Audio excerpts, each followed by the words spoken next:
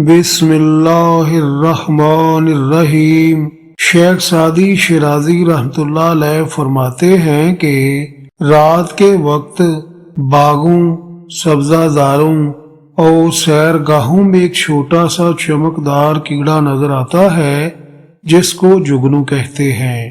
کسی نے ایک دن اس کیڑے سے پوچھا، اے رات کو روشن کرنے والے کیڑے، کیا بات ہے تو دن کو کبھی نظر نہیں آتا؟ ذرا غور کریں کہ مٹی سے بنے ہوئے اس ننھے سے آتشی کیڑے نے کیا جواب دیا۔ اس نے جواب میں کہا کہ من روز و شب جز بصحرا نیم، ولے پیش خورشید پیدا نیم۔ ترجمہ: میں تو دن رات جنگل کے علاوہ کہیں نہیں ہوتا۔ بات دراصل یہ ہے کہ سورج کے سامنے میری حیثیت ہی کیا ہے کہ روشنی لٹا سکوں۔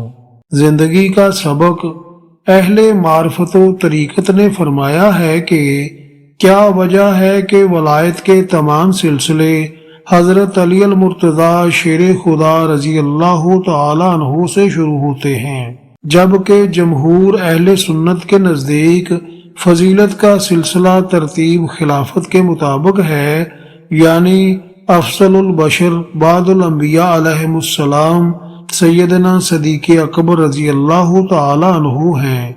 ان کے بعد حضرت عمر فاروق رضی اللہ تعالی عنہ، پھر حضرت عثمان غنی رضی اللہ تعالی عنہ اور پھر مولا علی المرتضی رضی اللہ تعالی عنہ ہیں۔ اس میں بھی یہی راز پنہاں ہے کہ شاگرد جب تک استاد کے سامنے ہوتا ہے اپنے کمالات کے جوہر نہیں دکھا سکتا، کیونکہ استاد کا ادب مانے ہوتا ہے۔